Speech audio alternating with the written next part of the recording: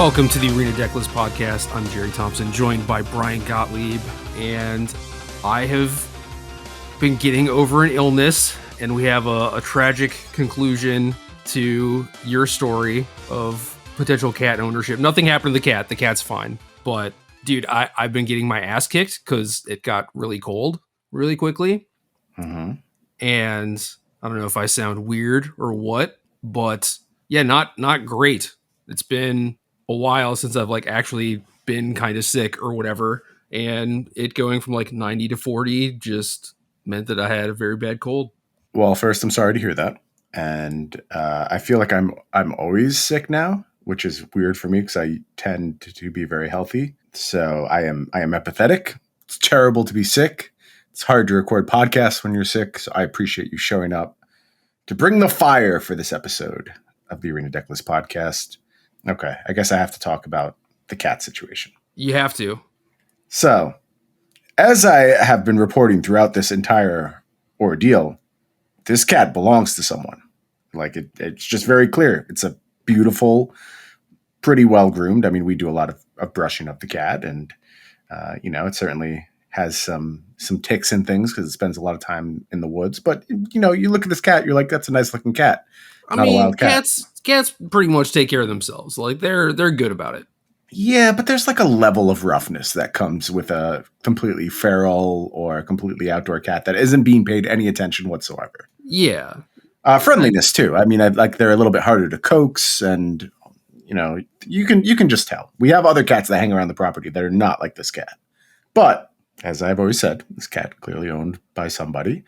That somebody tracked us down and was like, have you seen our cat? Because we haven't seen him in 4 or 5 days. Was the cat currently napping on your couch? It was.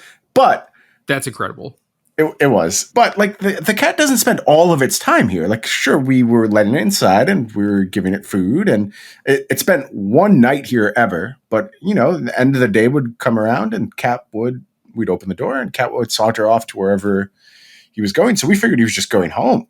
And turns out the cat was just not going home. So we spoke to this person.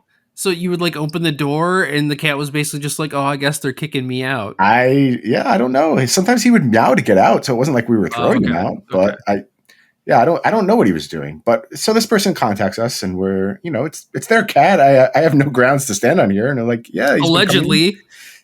He's been coming by, he's super friendly. We like him. We feed him. And she's like, can you please not feed him anymore? Because we would really like him to come home, and my daughters miss him a lot. So we said, of course, no problem. We'll not feed him anymore. And also, he's here right now. If you'd like to just come and pick him up and take him home with you. She said, yes, that's very nice. Thank you. And she came a little bit after that when she got off work, picked up Sylvester is the cat's name, turns out. So we called him Saturday because we used to only see him on Saturdays before he just started coming every day. But Sylvester is the cat's name. Picks up Sylvester, brings him home, sent us a lovely video of her daughters happy to see the cat again. And I felt pretty bad that I had monopolized the cat. So that's the conclusion. So you would think. Oh, we have more. Is this stuff that I have not heard? Yeah, I haven't told you this. This cat won't leave, bro. It just comes every morning. We're not feeding it. We haven't given it food since we've spoken to this person. So it just sits at the door and meows until we let it in. We pet it for a bit. He'll go back outside. He'll sleep on that same balcony. We'll walk into the kitchen, just see him standing on the porch looking in at us. We'll go outside to pet him, be like, okay, time to go home now. And today we even heard these people, and it's from a distance away, calling for the cat, trying to get him to come home. And he's just sitting on our porch, and he will not leave. He will not leave. He really wants to live here. And it's awkward because, we still want to be able to interact with the cat, but I don't know. I feel like we have to respect these people and their cat ownership. And it's a very weird situation. We're not feeding the cat anymore. The cat has not been fed since we've spoken to the owner, but he will not leave. He's just here. I promise you, if I walked out to my kitchen right now, he's just sitting on the deck staring into the house. What are you doing recording with me, man? Go pet your cat. I've been petting him all day, and I've let him in a few times. He's still welcome to come in and visit if he wants. We're just not going to feed him. And he's come in a few times, and he took a little nap in a sunbeam, and then he went on his way. And there's a couple times today where I had to pick him up and carry him outside because he just wouldn't leave anymore. So I don't know, man. I don't know how this is going to resolve. Well, in terms of the food thing, it might be a couple days before he realizes that you're not going to feed him anymore. Right. But so, it's been 3 days now. Okay. Yeah, I mean, maybe it takes a little bit longer than that. But it's just one of those life lesson sort of things where you can't really like force a cat to do a thing that it doesn't want to do. That is true. And I don't know, in a way it sort of like teaches you about consent. You know what I mean? Yeah. And it sounds like they I mean, as I mentioned, they have children and they also have a dog, and the cat's just like, I don't want to be here anymore. And just comes here instead. And I get it. And part of me is like, respect the animal's autonomy. But then I see like little kids who are happy to see their cat again. And I'm like, well, I'm not going to take a stand on this particular issue. And they're very technically within their right, I would say, to ask us not to feed their cat. And I'm happy to respect that. But it is sad. I wish he just feels, I mean, he's so affectionate and he's still so happy to come visit us. So that makes me feel really good. It feels like he wasn't just in it for the food, but I kind of need him to just be in it for the food. Like I need him to start going home and spending time at home and just coming over a little bit for pets once every few days. Yeah, but then you got to think about why the cat prefers to spend time at your place versus their place. And maybe it is just that, it's you and Janelle, place is chill. Maybe he can just lay down, take a nap, not be disturbed by children or a dog or whatever it is. I don't know. Yeah. But it's also like kind of the danger of letting your cat be an outdoor cat too. Yeah. There's something to be said for that. And that's like, that was Janelle's first response is like, well, if you want your cat, take care of it and keep it safe and put it in your home and give it a nice place to live. And I do agree and I get it, but it doesn't feel like the right stand to make. And I don't know. I'm not going to deprive someone of their cat. We've said this before, like, especially now that the cat has been an outdoor cat, it's really hard to just like close the door on him. Right. So, for sure. I don't know exactly what the best solution is now. I would probably say try and figure out what it is that makes the cat not want to be there. If it is just that it can't get time alone, then carve out some space for it if you can, Yep. Yeah. And if that's all the cat needs, it can come, it can literally come anytime. It's always welcome. I just need it to go home at some point. That's the only requirement. You can come and hang out all day if you want, but you have to go home at night. Yeah. And maybe that'll happen as you continue to not feed Saturday. Yep. I'm not going to call it Sylvester. Yeah, it's a bad name. Sylvester's a bad name. Man, it is kind of tragic in that it is someone's animal, which means that it's not your animal, right? But it's nice that like, oh, this family got their cat back after being worried for 4 to 5 days. But then, the plot twist sequel is just that the cat still just wants to chill at your place, even with no food. It's like, oh, damn. Yep. It is brutal. Yeah, it's a weird one. But I'm so thankful for the cat. Like, he definitely showed up at a time where we really needed him. Like, really needed him right after Kai passed. And like him just figuring that out and being there for us was just an awesome moment of animal insight. And, maybe it did have something to do with the fact that we had good treats. That's fine. I don't object to that. But I think like, I'm not the universe has a plan type guy, but sometimes things just work out in a good fashion.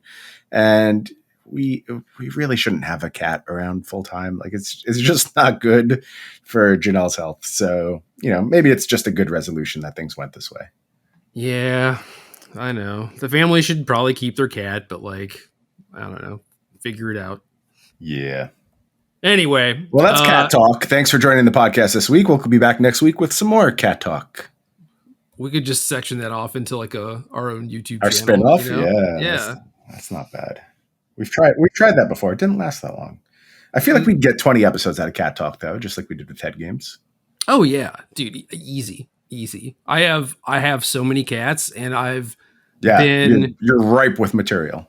I am, and I've known many cats over the years, so I've been privy to the lives of a lot of cats, and like, and that's the best part too about the cat metagame, is that it's always evolving. It's never like 69% one type of cat. There's just a very, very big variation in terms of cats. I'm just thinking about this World's metagame. It's a good transition. What's going on with the World's metagame? I hadn't seen it. Yeah, I don't know. You were talking about like 69%. Yeah. Okay. Oh no, it is 68.8. Okay. I thought it was going to be higher because like higher than 68.8%. Well, after I saw the number. Okay. So Worlds is this weekend. It's at Magic 30 in Vegas. Blah blah blah. Right. Standard and Explorer. Not as bad as Alchemy. Actually, like, pretty reasonable, especially the upcoming RCs are Pioneer. It's kind of close. At least maybe you get to look at some deck lists, even if the actual metagame itself isn't the same. Like, keep in mind, all real cards being played. So all real cards, but like, no Nykthos online, for example. Yeah, something's missing. Makes things a little bit different. But Standard metagame, been following Standard a little bit, and 22 Esper mid-range players, and then a two of, and then some one ofs. A lot of Esper, and yeah, given the number like 22 with the next highest being 2, I assume that like it was going to be higher than 69%. I don't know. That's just a really big number to me. Yeah, small field, and like for the people who are trying to like, I don't want to say justify. I don't think their role is to like justify this, but just to say it's not as bad as it looks. I think that's the argument you often hear is like, well, small field metagame, a lot of teams that have multiple players qualified for this. So that often influences things. However, as more information has come out, the biggest team, which is 8 players that prepared for this, actually split into 2 teams of 4. Okay, good. Both arrived at Esper and say it's just far and away the best deck and nothing beats it. You can build it many different ways. And the fact is that this 22 Esper decks, they probably look very different. And we've talked about that a lot over the course of the Standard, how like even when things are Jund focused, the Jund decks look very different. And I expect all these Esper decks to look very, very diverse and have a wide range of threats and answers. And that's all well and good. And you can try and backdoor your way into like, this will be an okay format, but I will just put on my game designer hat and my hat of someone who has his own worlds coming up next weekend. Flesh and Blood Worlds is next weekend. If my metagame looked like this, I would be gutted. I would be absolutely devastated, and I would feel like I had failed the players and not offered a diverse enough suite of options for them to consider. What if you never really cared about organized play or Standard to begin with? That would change things. That would change how I would feel about it. And maybe I just go ahead and I look at my bank account and I go, well, whatever. It doesn't matter. And also didn't really advertise the tournament at all. Yeah, so I did not.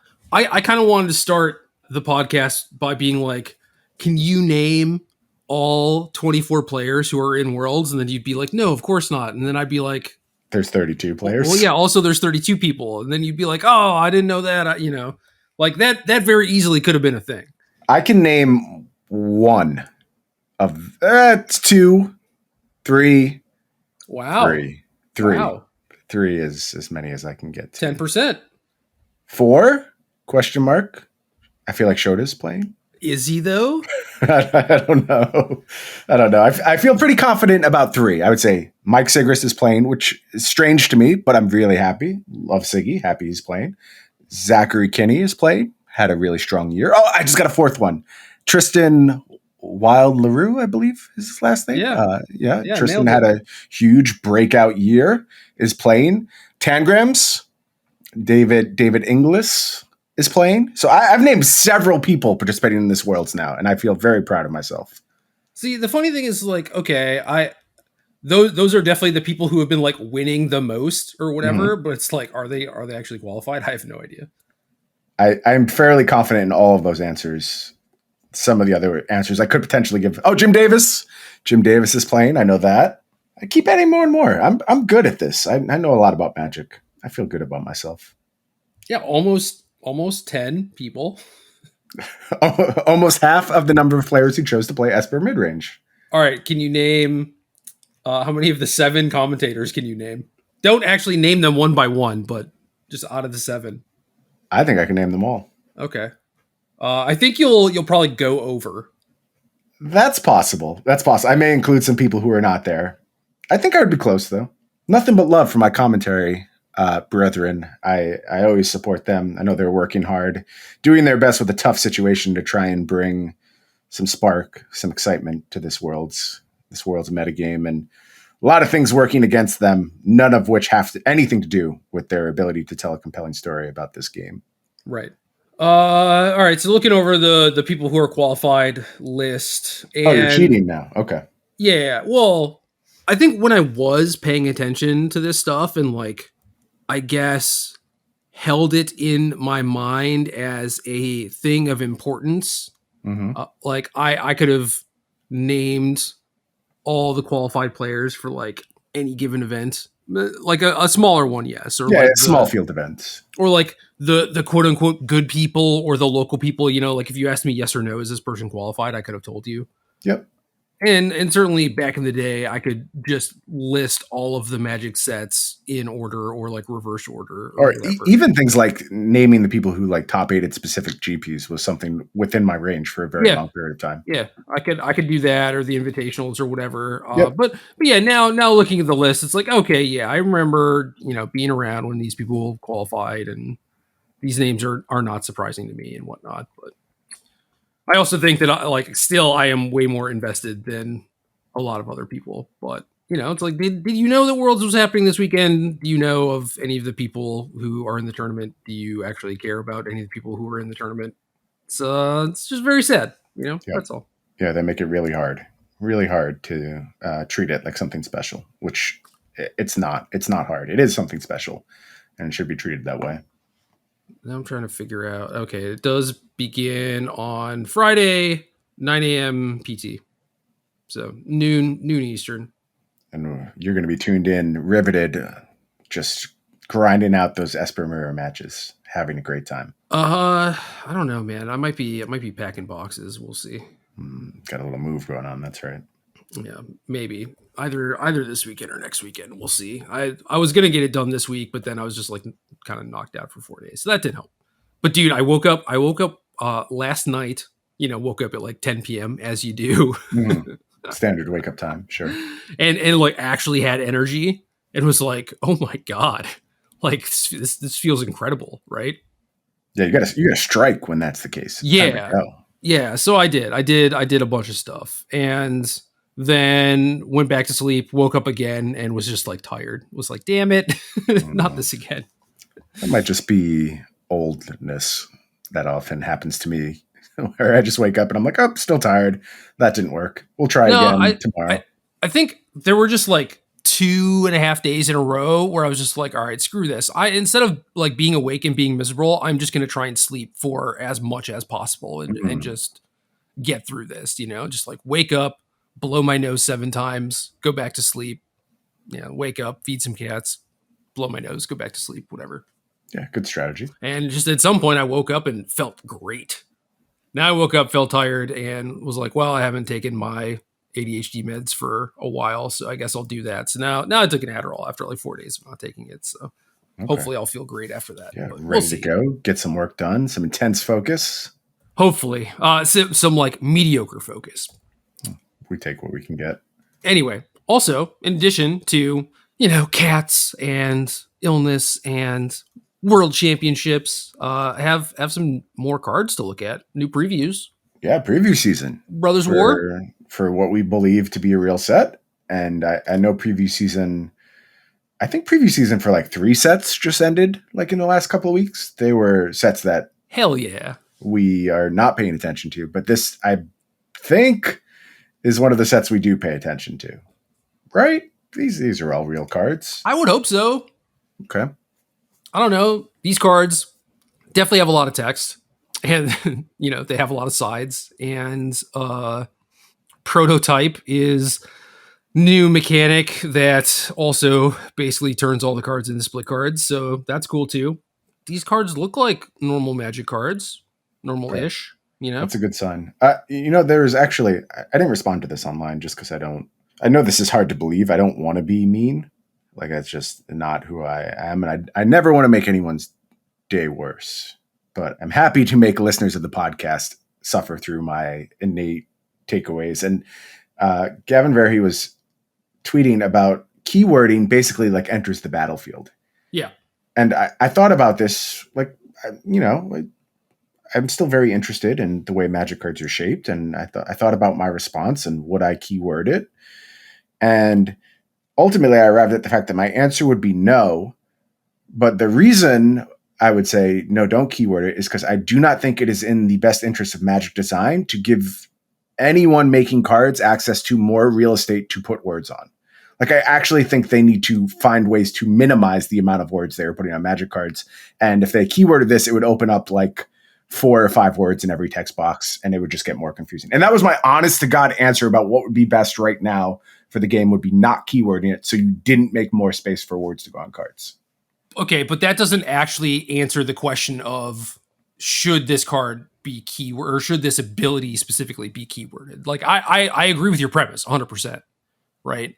But as far as keywording ETB, I think that would be a net positive, assuming that the word was not bad, I guess, and was like pretty easy to understand. But doing it now, yeah, that is dangerous. I definitely agree with that. But like that shouldn't be the argument. Like, it feels so bad that we're in the place that that's the argument. I know. You know Well, I mean, you have to frame the question as, who are you asking? Like, are you asking the magical director of Wizards of the Coast who like makes these decisions? And I would answer the question the way I did for that reason. I would not want to give the people doing this more space to do stuff. But if you're asking just like, I don't know, average player or average aesthetic observer, maybe is the right word I'm looking for like how the cards present and read, I do think it would be net positive if used properly and not as an excuse to expand text boxes. Yeah, it would be good. All right, so this is an uncommon. Mishra, Excavation Prodigy, 2R, 2/1, legendary creature, human artificer, haste, 1 tap, discard a card, draw a card. Whenever you discard 1 or more artifact cards, add RR. This ability triggers only once each turn. This is fairly modest in terms of like actual words on on the card compared to like other stuff. Yeah, there's even room for flavor text. Yeah, but it's still like 6 different things that you have to keep track of. And it's just like on an uncommon. On an uncommon. And it's like, why? It's a lot. What do you think of the fact that there is this uncommon Mishra? Like, this is a very keystone character, especially for this set, but I would say in all of Magic history. And we know there's another Mishra in the set. We've talked about Mishra claimed by Gix in previous episodes, one of the first cards we had previewed. What do you think of there being multiple Mishras and, in fact, Urzas in this set? Yeah, I'm fine with it. I mean, I thought getting the Bebe Planeswalkers in Origins was kind of cool. Yeah. And this is sort of the same thing. It is weird when, I don't know, it's like Urza's presence and like, you know, stuff like Teferi certainly pops up from here or there, but like Urza's presence is kind of felt in a bunch of different sets over Magic's years, and Mishra too, but obviously to a smaller degree. But it is weird to just be like, oh, well, this is their set. Let's give them like the older version and the younger version and just like jam it all in there. And it's like, I kind of don't like that. But do you think there's rares? Because we've seen mythics and now we've seen uncommons of. Yeah, I mean, I hope not. I think like old and young are both kind of cool. Yeah. But there's no reason to just check in on them every 5 years or whatever, right? Just like 30 years. It's like we'll just go through each year of his life. The rare Mishra is the exact same, except it's like a 3/2 instead of a 2/1 or something. You know, it's slightly like, come older.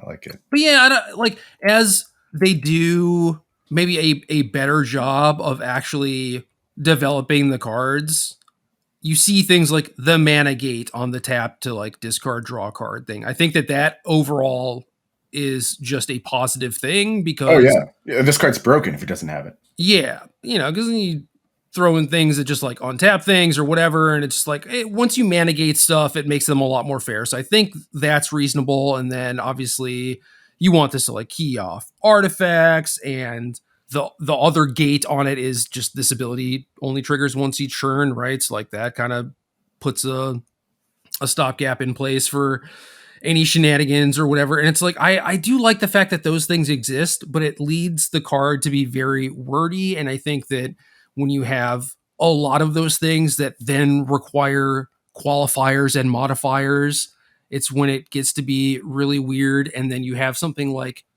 ETB, which for the most part is pretty consistent, although there are some things where it's like ETB if you cast this from your hand or whatever, because they don't want you to reanimate it, I do like it when the stuff is just like clean, it's like this has haste, right? It's like haste is going to be the same thing. It's not like haste if you played this after turn 4 or whatever, but like that will be a thing at some point. You know what I mean? Yeah. So I don't know. It might already be a thing when it comes to the alchemy format. Honestly, I don't know. Yeah, maybe. Clean up the cards as much as you can. Make them as simplistic as possible. Obviously, I like the fact that a lot of these qualifiers do exist, but maybe it's like, well, if this thing is going to have 2 abilities, maybe they don't each need to have a gate on them or whatever, or just have it do something else that is simple. So like go like one simple thing with the complicated thing. And to that end, I think that you could do things like keyword ETB, have it be fine, just be cognizant that doesn't give you room to just like add more abilities or like be more complicated or whatever. But like, exactly that's where they would take it. So yeah, I do agree with you, but it's like, damn, I wish we didn't have to make this argument. Same. Right there with you. A instead of B, unless CD or what, only on Wednesdays. No, that's only in the unsets. If you have the Wednesday sticker, then that's a card that only works on Wednesdays. Which, by the way, sticker is getting played in Legacy. Sounds like actual legitimate play. So okay, there goes that. This will never hit this area. And I only report on this because I know like you are as distant and removed from everything as I am when it comes to those formats and these cards that are in like Unfinity. I guess there's like an optimization problem where like you should have stickers in your deck box. So you are therefore representing the fact that you may be playing this deck. Otherwise you're giving up like equity. Oh yeah. It's like, I don't know, opening your deck box and there being like a Voice of Resurgence token or something that your opponent can see. I'm trying to remember what the last like big example of this was. I don't know, where there was like a popular token maker for like an aggro deck or something. So you like open your deck box and show them the token, but you're like actually playing control and like, haha, got you. And it's like, it doesn't matter. Yeah, that was always nonsense because like you didn't need the token, right? Like it was very widely accepted that you didn't actually have to use the token that. Yeah, but you show them, right? You put it in their mind that you're like playing the thing. Yeah, I think that never worked and was total nonsense. But where it's different here is that I think you just have to have the stickers to be able to use the sticker. Maybe I honestly don't even know if that's the case, but it seems like that's the case. So, boy. So you legitimately have like ADHD, right? Yes. I've been treated for it. Presently, I'm not. Okay. Do you have like a thing with stickers, or I guess another thing that might be more applicable to you is like the Mega Elixir thing in RPGs. Like, were you just like, I'd rather lose than use this? Elixir? Oh, hell yeah. Okay. Absolutely. Yeah. I've never used an item in an RPG ever. I just take it to the end. Yeah, because what if you might need it later or whatever, right? And it's just like, well, now's the time, dude. You're dying. But I was kind of like that with stickers for a while too, where it's like, oh, this is cool. I can think of a million places where I would love to put this, and it's like, well, then what if I use it and then I want to put it somewhere else, right? So instead, they just sit in a drawer. Yeah, I was just actually when you said that thinking about a sticker that someone gave me, a really really cool Lexi sticker that I could use to identify one of my favorite Flesh and Blood decks, and I just left it in a box because I'm like, I don't want to use this. It's a sticker. It would be ruined if I put it on something, right? I did use my Karn chibi stickers that you gave me. I don't remember where you got them from, but I did use that to mark my Tron deck box for a while. Cool. Yeah, but then it's like, oh, well, what if my deck gets bigger, like maybe Yuri and Tron becomes the best thing, and then I need a bigger deck box or whatever. Like, what if this deck box breaks? Then I'm going to need to get another Karn sticker, and how could I ever get that or whatever? Yeah, huge problem. So yeah, I don't know the concept of. Oh shit! I just scrolled down and there's definitely a rare. No, seriously, there's a different Mishra. Yeah, there is. No, the world is full of magic, Gerald. When you just are open to surprises, literally anything can happen. Yeah, I guess it makes sense that these would also be gold. See, this is okay. Yeah, like that number checks out. Yeah, the uncommon one checks out, and the mythic checks. Okay, damn it. See, yeah, people are gonna be like, say that they've already looked at the cards or whatever. They're gonna be listening to the podcast and be like, "This is just a bit, right?" Like they're just setting us up. And it's like, I wish we were that smart. I wish we had that kind of foresight. Oh man, yeah. So I guess Urza goes from being a Power Stone Prodigy to a Prince of Kroog to a Lord Protector and very old. Mishra, Tamer of Fawa, 3 BR, 4/4, legendary creature, human artificer. Permanents you control have ward, sacrifice a permanent. Each artifact card in your graveyard has unearth 1 BR. 5 mana, 4/4. Everything you have has ward, sack a permanent. And then artifacts getting unearthed. I have no idea how good that is, but like. That feels very powerful to me, but you've also slapped it on a very expensive body.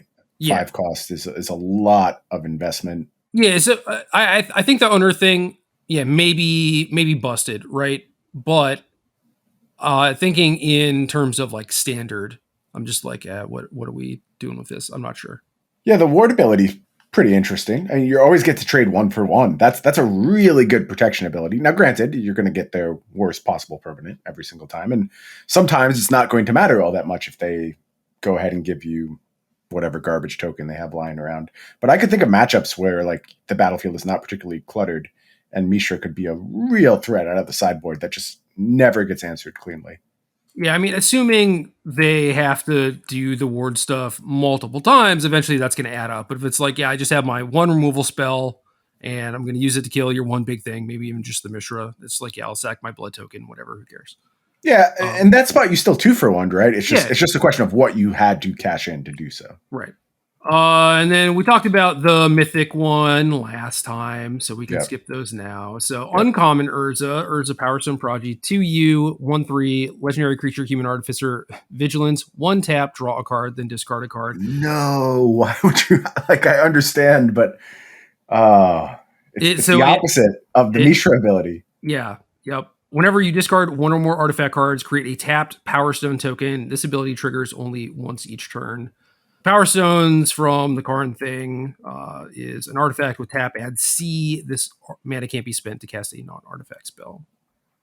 And rare Urza is 2 UW, 2/3, legendary creature, human artificer. Artifact creatures you control get +2/+2. 6, create a token that's a copy of target artifact you control, except it's a 1/1 soldier creature in addition to its other types. It's a lot of investment, but very powerful ability. Prevents you from going infinite with a thing that would say it like taps for 7 or whatever, right? Because now it's a creature with summoning sickness. So that's interesting. Yeah, I imagine it'd be pretty breakable without that clause, honestly. Yeah, maybe. Good little tempered steel buff attached to it as well. If there's artifact creatures we particularly want to play, which we've seen some pretty good ones in this set thus far. Things like the Surge Engine. Yeah. I think this is a very playable card. I have no real objection here. Pretty vulnerable, pretty soft, but some potential for instant payout if you're using it as like a curved topper to your artifact aggro deck, and where it's really going to shine if there's somewhere for you to backdoor this copying effect into something very powerful. And I don't know exactly what that looks like, but if it's just you're generally happy to play this as a threat, and then there's some weird combination of cards that also lets you go off with this, then I could see this card shining. And it seems plausible given the abilities here. I will say that I like the distinction between Mishra and Urza, where it's like, say, look at the uncommons, right? Like they're both pretty similar. They have Mm-hmm. like random ability. They're kind of opposite power toughness wise. They're both like looting, sort of doing similar stuff. And the Mishra thing is more bursty, add mana. Urza's is like make this slower artifact thing, like building towards an end game, but they're like all doing similar stuff. And then like that is consistent through the versions. Yep. The Urzas are very much about just like put a bunch of mana into me, make like this powerful end game, and Mishra is just like unearthing, doing bursty things. So yeah, I'm very torn on these cards. Like I said, the reversing that ability makes a lot of sense, but it's going to be really awkward in that's pretty administration. normal for blue and red in these sets, though. Too, I know what you mean. It's like I actually think it might be easier to remember when you remember that they are kind of mirror images of each other. If you were that plugged in and like recognize these characters, It all depends on like who you're catering the experience to. So that's completely valid if you choose to do it this way. What is interesting though is like I would have hard committed to the idea of them being inversions to each other. So like definitely would go with a 1-2 as opposed to a 2-1. Just like get as much mirroring as you possibly can all over the card. And then I'm a little bit more inclined to buy into it. And I think it's mostly there. Like it's like 90% of the way there. And I just wish it leaned a little tiny bit harder. It's kind of similar to the Urza Yawgmoth stuff we had going on in MH1. Like not the exact same or whatever, but it's like Yawgmoth has protection from humans, and they're both kind of like similarly statted at 4 mana. You know, so like they're not like mirror images of each other, but it was definitely like you could tell that they were sort of designed while looking at each other. You know. Yeah. I like that. I like cards that are designed in conjunction with each other. I just like to be a little bit more blunt with it because I don't think it shines through unless you're like particularly heavy-handed about it. Like I think you really have to commit to the bit and make sure you see it all over the place. Otherwise, it can get lost sometimes. Well, the interesting thing is like Urza blocks Mishra and kills them. You know, it's like they're kind of like mirror images. Like Mishra's focused on power, Urza's focused on toughness or whatever. Shouldn't they trade? I mean, like whatever. You can make whatever argument you want as to like what the right thing. To me, the right thing to do is have them trade. But is that right for the story though? I don't know. Who cares? Whatever. Yep. Where you want to go next? Teferi? Sure. Teferi time. So since I basically did just wake up, I've not seen these cards, just to be clear. What is funny though, like I said, we didn't set up the bit. As soon as we started reading these cards, I remembered them. Like I definitely looked at them before we did the show. I just kind of forgot they were Urza and Mishra, I think. Okay. Well, I'm going to be reading this for the first time. I just know that it has a lot of text, so it's not even like I got to skim it. You know what I mean? Yep. Teferi, Temporal Pilgrim, 3 UU, Legendary Planeswalker Teferi, 4 starting loyalty, static ability of whenever you draw a card, put a loyalty counter on this, 0 draw a card. -2, create a 2/2 blue spirit creature token with vigilance, and whenever you draw a card, put a +1/+1 counter on this, and -12, target opponent chooses a permanent they control and returns it to its owner's hand. Then they shuffle each non-land permanent they control into its owner's library. Hold on. They choose a permanent they control. So like they get to protect one thing. Like, so they're like, oh, I'll save like I guess like if they have like a flash creature or something, or they're like, I want to save my land. I think it's. Oh no, they shuffle each non-land permanent. Okay, yeah. Your best threat, basically, you get to save your best threat. I was thinking they got upheaval because it's like 12, but yeah, it is non-land. It's non-land. Yeah, it's 12, but it's a very cheatable 12. Like this ability to get a loyalty counter on each card draw, particularly where there's like static card draw that you can keep on the battlefield and cash in at a later date. Oh yeah, this card's impressive, and it's going to do some work. It sort of checks all those boxes where immediate impact, immediate defense, where it's making the 2/2 spirit token right away. Yeah, because the 2/2 is going to get absurd like the next turn. Yeah, with vigilance tacked on too. Like it's just going to lock down the battlefield hard. It's going to be very challenging if you untap with your 5 mana planeswalker, and we know that story very well. Generally, if you get to untap with your 5 mana planeswalker, things are good for you. I think things are going to be very good for you with Teferi, Temporal Pilgrim. A lot of burst potential from this card as well. Yeah, this card is right up my alley. This seems really fun. Agreed. I really like, forever I have enjoyed the 5 mana blue planeswalker endgame, play control around it, just set up and cash in. And unfortunately, this may actually end the game via damage. I would like the game to just go on forever. Yeah. But we take what we can get. Yeah, you want the minus to just like kill a thing, gain some life or whatever. Perfect. Sign me up. Yeah.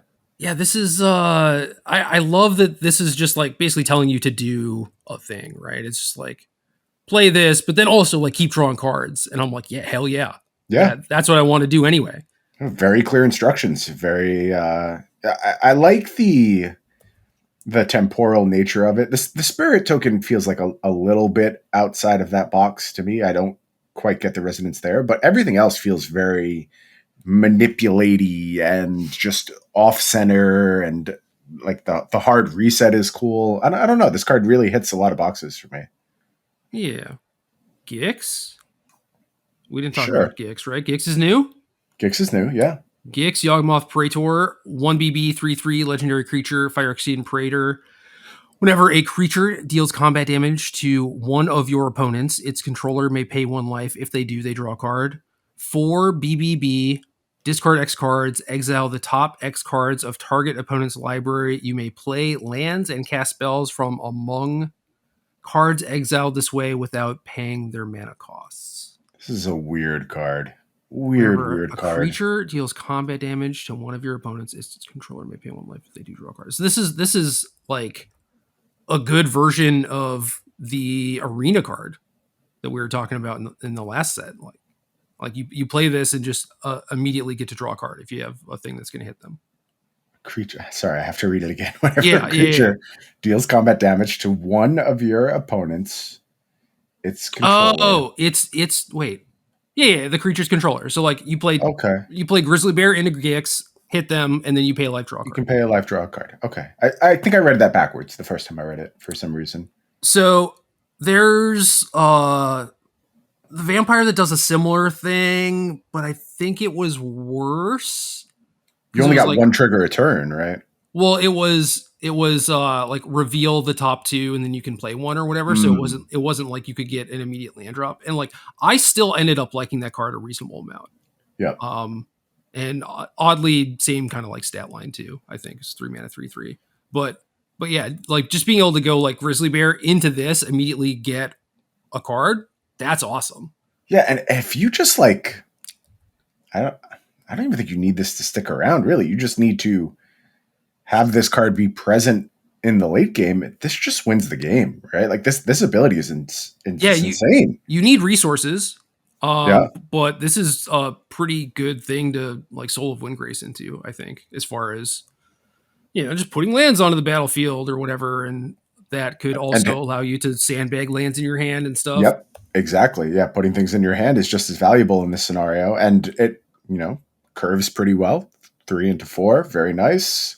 If you have threatening 2s that are, especially disposable ones, I find like that's where these effects really shine, is where you're very willing to just throw your 2 drops into combat and have them trade and buy them back in the future with something like Tenacious Underdog. Yeah, I think this card becomes extremely threatening. And then, like I said, at 7 mana, if you have ever connected with this in any even small numbers, I think if you've gotten 1 or 2 cards off this, you should be in a position where that 7 mana is extremely threatening, capable of just winning the game on the spot. So you're only going to get the 1 activation, probably, unless your opponent's cards reload you in some significant way.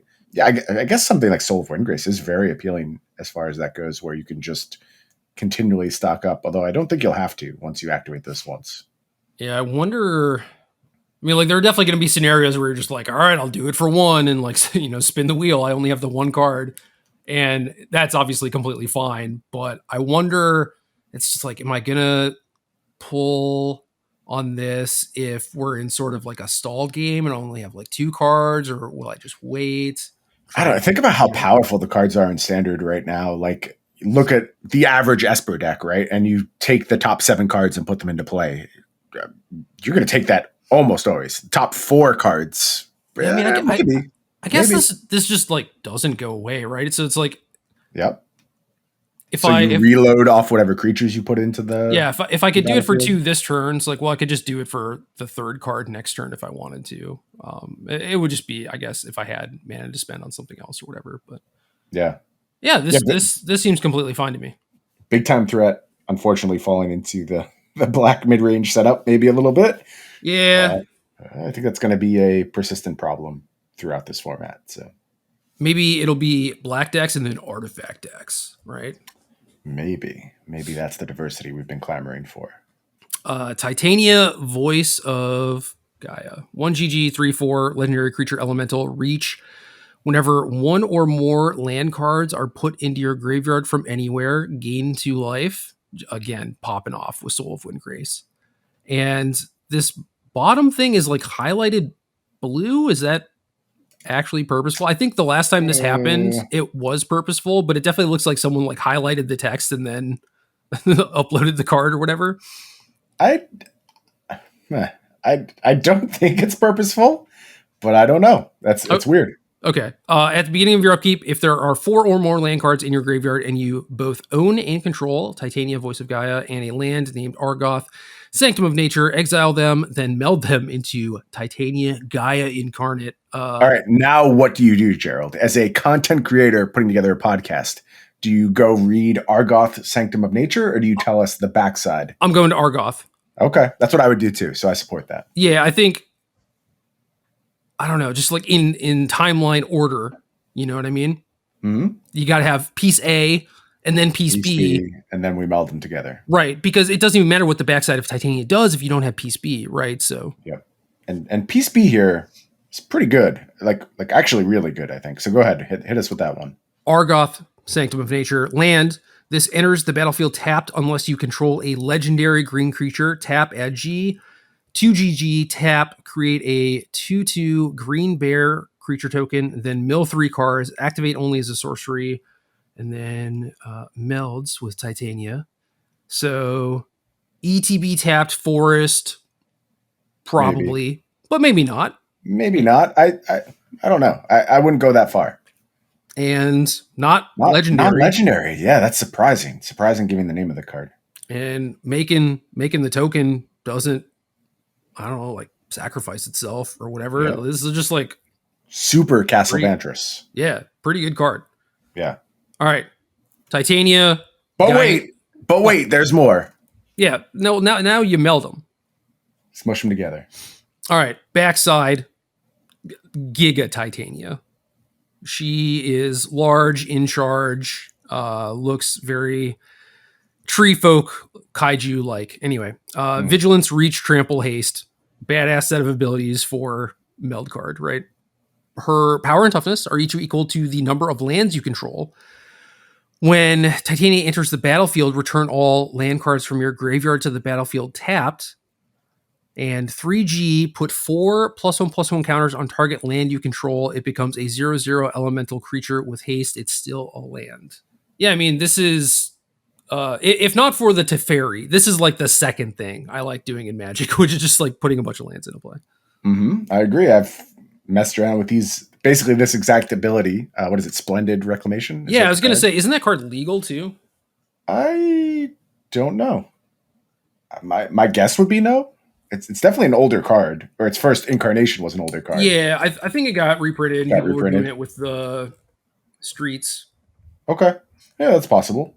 Anyway, a lot of abilities here. 4 of them. All right, hold up. It was in Eldritch Moon. It is in Crimson Vow, which is still legal. Means it is legal. Okay. Yeah. And you have all the streets fetches and stuff. So Soul of Windgrace, that, Titania, cool. Yeah, awesome. Very cool setup. Like you said, one of the things I like doing a bunch, manipulating lands from the graveyard. One of my favorite cards of all time, actually, Realms Uncharted. I don't know if I talk about that card enough because nobody plays it.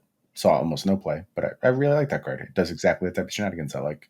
It's bad because there was just a bunch of busted land stuff that was similar that came before it. Yeah. And then that was kind of like the fixed version of things, right? Yeah. But it was too late. I played it with like Worm Harvest, which was a... I played too much Worm Harvest. Yeah, Eventide card, which I really liked. Yeah, I played that card too much, but I do really like it, and this is very much in the same vein of those type of effects. I think that this package feels pretty good to me. The front side, a little bit less impressive, although once you start combining it with the land, I very quickly becomes extremely impressive. And it's just not a big ask to play either of these two parts. If there's some way to do like a pretty low cost reanimation effect on Titania, where you're just like playing your normal game, going about, slowly generating value as mid-range decks do, maybe gain a couple life here, a couple life there. And then in the late game, you have an effect you can use to rebuy this, thinking of something that scales very well, like Culligan's command type effects that have multiple modes. And then you just set up this very, very large Titania and get all of these many lands you've milled throughout the game, and you get to play those massive end games, which we've been talking about a bunch and haven't really come to fruition yet. Everything has floated way more towards the middle. The mid-range decks just a little bit too good for any of the large green stuff to ever happen successfully. Maybe this is the breaking point where you can actually start to play towards those end games. Well, I think that Titania does a reasonable job of gaining you life in combination with the fetches, or if you are milling yourself by activating Argoth or whatever. Mm-hmm. And then the melded Titania is obviously very big. Trample, haste, both very good. If you have the spare mana to be able to turn your lands into creatures too, I mean, like, that's awesome. Yeah, maybe a little fragile for what it does, honestly. Yeah, because it could just get Infernal Grasp or whatever, but would assume that by that point you have kind of baited that out. Like maybe Titania has gained you like 10 life at that point or something. So things like Cruelty of Gix can set up these meld things in a lot of different ways too, like the tutoring and the reanimation. Yep, absolutely. That's a really good, exactly the type of card I was talking about. And yeah, Titania's life gain offsets that, so that's cool. Hurkle.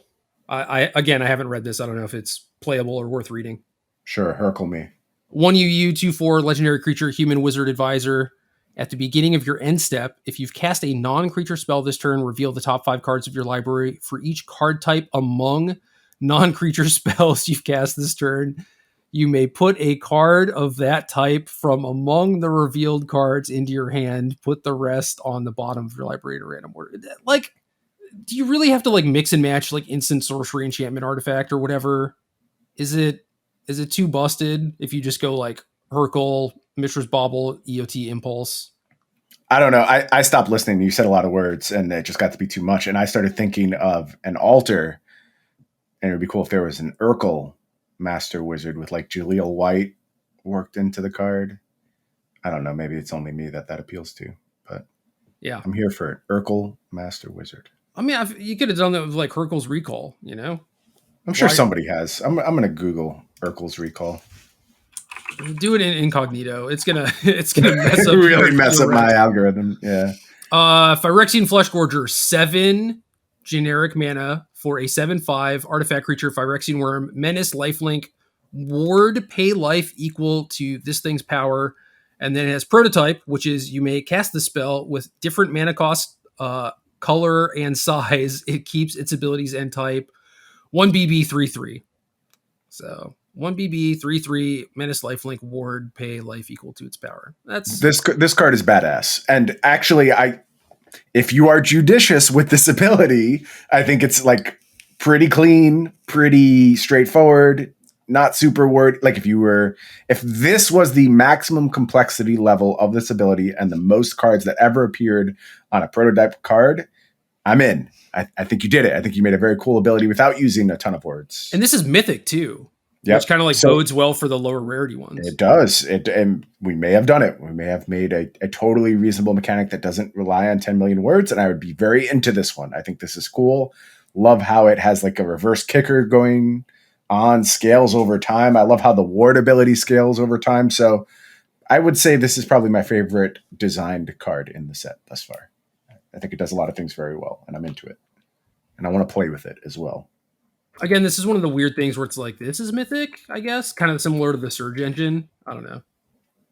I think this card's very strong. I mean, that menace, lifelink, and the ward where you're basically getting the guaranteed damage, that's a really scary package from an aggressive deck. And the way it scales into the late game, it's going to put you in literally unwinnable situations. Like, you will just die to this card when an aggro deck hits 7 mana. Like, is there an aggro deck that can check these boxes and, pay this mana cost. That's the only question I have about this card, because I think it's very, very good.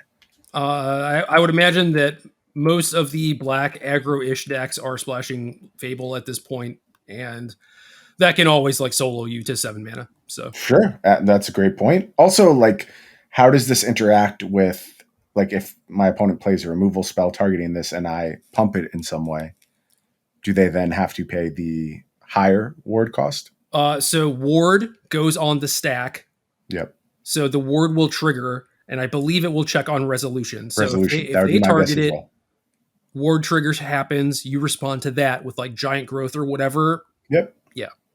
That sounds like a potentially cool line, and something that, if I'm looking to make an aggressive black deck, I might be doing by accident anyway. Things like equipping this in some way could matter. What was the really cool black aggressive card that had like there's like Blade of the Oni that makes it a 5/5. Yeah, I was thinking the one that's not legal anymore. That's like 3 mana, gets +4/+1 in flying, I think. And you can play like the Demonic Embrace thing. Demonic Embrace, yeah. A card like that would push this to the freaking moon. Any effect like that is going to be really impactful for this card. Splitting the Power Stone to use sorcery as an additional cost to cast this second artifact. Create 2 tapped Power Stone tokens. If the sacrificed artifact was legendary, draw a card. I don't know what you're supposed to do with this. The payout is large. Like +2 mana for 3 is way above what we usually get. Yeah, Sack of Blood, whatever. I'm not sure if there's like a cheap legendary thing that you're supposed to sack, but maybe. This either does nothing or it's broken. That's probably where this card falls. Artifacts are the 3 that we talked about last time. Astronaut's Harvester, 2 for a 3/1 artifact creature construct. Whenever this attacks, exile target card from a graveyard, unearth 1B. Not bad for an uncommon, honestly. Yeah, pretty reasonable. Happy to see more incidental graveyard hate. Yep. And then in the lands, we have the other 4 Missing Pain lands. So hell yeah. Knew they were coming. Good to Did have we? Confirmed here. I think so. I think they just said they were coming, right? I don't know. Maybe. I don't know either. We've got these full art kaiju lands, which we already talked about. Showcase frames as we scroll down. Do we know about these? Maybe not these exact implementations, but I know that they talked about doing things like the Ivory Tower, and then having the Ivory Tower where it's like the blueprints version, and they're all going to be old bordered and whatnot. So, a couple of cool ones here. A couple ones I could see potentially. The Worm Coil looks cool. I think that one might have already been revealed too. Okay. Yeah, I mean, there's stuff like Phyrexian Revoker, Lodestone Golem, whatever. Just scrolling down, seeing some full arts, seeing some Brothers War Commander cards where there's another Urza and another Mishra. Yeah, obviously. Because of course there is. And then as we continue to scroll down, we get to the most important part of the set, the Transformers part, where we get things like Goldbug, Humanity's Ally, and Megatron, Tyrant. Those are the cards everyone's waiting for out of the Brothers War. Wait, what about Blaster Combat DJ? I'm sure Blaster Combat DJ is going to be a huge hit. I don't know. I will be building my Starscream Power Hungry Commander deck, and that's mostly where my focus lies for this preview season. But so it's a 5-mana 3/3. Oh, you're reading the card? That's dangerous. Hold on. This is dangerous territory. Hold on. 5-mana 3/3. Legendary artifact creature robot. More than meets the eye. 1 RG. You may cast this card converted for 1 RG. Other non-token artifact creatures and vehicles you control have modular 1. Whenever you put 1 or more +1/+1 counters on Blaster, convert it. What happens when you convert it? I don't know. Oh, do we not know that yet? No. What if I click it? It tells me. It tells me when I click on it. It becomes. I think it's funnier if we don't know. I think it's funnier if we don't know. Okay. Send us your converted version of Blaster Combat DJ. What would you have this card do? Will it be as good as this beautiful version that has been put together for us by Wizard of the Coast? Oh man. Anything else, man? Any other news? No news. We have to figure out some kind of plan for next week because I will be traveling. I leave on Wednesday of next week to go to San Jose for Flesh and Blood Worlds, which I am very excited about. Doing some casting with one of my I would say OG influences in the esports realm. Going to be casting alongside Doa, who I watched cast Korean League of Legends for years and years. Oh, wow. Yeah, so that's really cool. And just generally excited about Worlds. We're getting close to full preview season for the first Flesh and Blood set I ever worked on. So more and more things are trickling out. Big set of previews dropping about 3 days from now that I'm really stoked for people to see. So exciting times. A lot of projects that I've had my fingers in finally getting revealed over the next couple of weeks, and I'm excited for it. That is the best part about game design, hands down. For sure. Seeing how people interact with the thing that you've built, even if it is just like previews and stuff, and seeing how excited they are and what are the things that actually hit them very well, because it inevitably ends up being a thing that you didn't even think was necessarily going to resonate as much. Oh, absolutely. Absolutely. And it's also so interesting too, because like this is just happening. Like this is finally coming to fruition. And like I said, it's the first thing I ever worked on for Flesh and Blood. So this is basically like ancient history to me. And we're putting finishing touches on the distant future now. So like my head has been entirely plugged into the distant future. And this is now just being revealed. It's a real Teferi temporal mind-fucking type situation. And then I have to go commentate Worlds, which is like the previous format. So my entire fear is just please don't say the name of a card that does not exist yet. That's all I tell myself every single round. So. I somehow managed to avoid that. Yeah, that's good. I'm not sure how. I don't think I was like in it as much as you were. Like I wasn't also doing commentary, I don't think, while I was I mean, I guess I like worked at Wizards, got out, and then started doing commentary immediately after that. So yeah, it was kind of in a similar situation. But no, dude, that is awesome. It is very much like, you know, you've already cashed your paychecks or whatever, but like this is the good reward. Oh yeah, for sure. So that's great. Other thing is the Magic Online deck lists are back up. And they actually did a really good job with the site. It goes back super far now. It's the same page, for better or for worse. So like, for example, you know, we're recording on the 27th, the deck lists they have posted are from the 26th, but you can scroll all the way down to October 1st, which, well, I mean, I guess it preempted the search bar or whatever to just be the month of October. But like, that's the other thing is like, there's a search bar. It's super basic, but it's something you don't have to, reload a bunch of pages to like get everything on the page. You can search by month, by year, and then I haven't really tested this functionality, but just like by card, maybe like let's search for Brainstorm. Were you rewarded with Brainstorm deck lists? I don't know. It's loading. It's taken a while. Okay, you broke it. Pauper League, Legacy Challenge, Vintage League. Yeah. Awesome. So I guess the only thing different would be like, well, what if I do like Brainstorm plus Legacy? Oh, it doesn't like the plus. When I put the plus sign in, it's like, nope, red, just shuts down. Please match the requested format. Okay, so that doesn't work. So like, you know, it could be a little bit better, but you're like, oh, I really want to find this deck with, you know, like Temeshi or whatever that I remember seeing. Yeah, let me tell you what I think the most exciting thing is. And I don't know if this is true. I haven't tested it myself. I've heard the results go back to like 2014. Is that true? Well, you can get the year back to 2015. Okay. I mean, if you can pull up deck lists from 2015, that's actually a really, really cool feature. Oh, yeah. Yeah, they're all here. So, I mean, this was basically when Magic Online started doing this, because that was when, you know, like Goldfish, I don't know if that's when they started or whatever, but like that's basically when their stuff goes back to, you know, like if you do a username search for Goldfish, it'll bring back decks from this era where it's like, these are like the 4-round daily events, you know.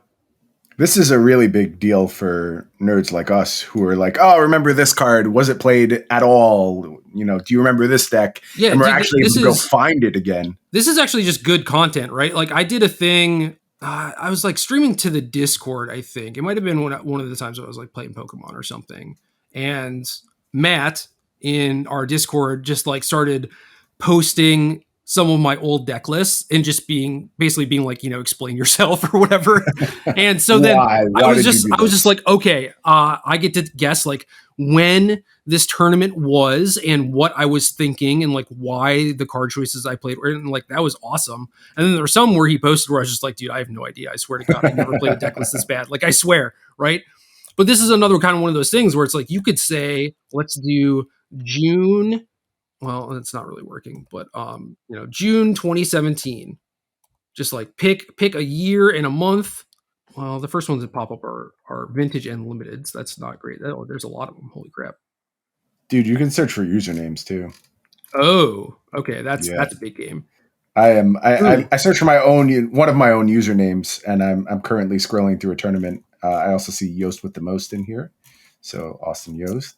Yeah, Nathan Stewart in the top 8 of this particular BTQ. So went on to do some very good things. I think qualified for World. Yes. Okay. So look. I know so many people at Worlds. Stoyer. I'm sorry, Nathan. It's fine. He doesn't listen as far as I know. So, okay, good. Yeah, June 2017. It's like I didn't do this on purpose, but that was apparently Omnicat standard.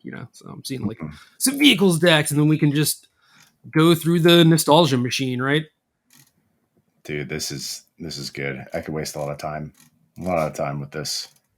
So that's cool. That's probably some good content. Maybe if I'm feeling frisky, I could do something with the Discord peeps or something. I don't know, but I'm also just like about to pack up my PC and everything. So not a great time for that. But maybe this is under future content. It's okay.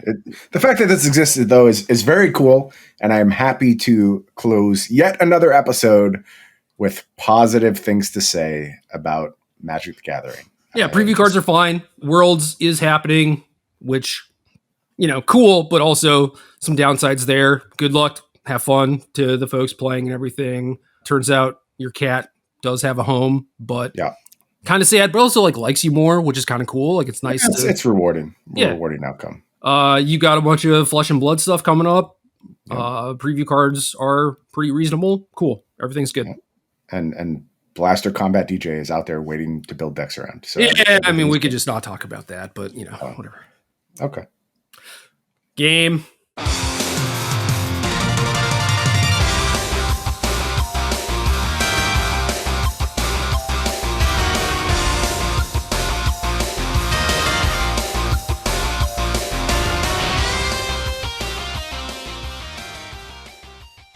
Good luck.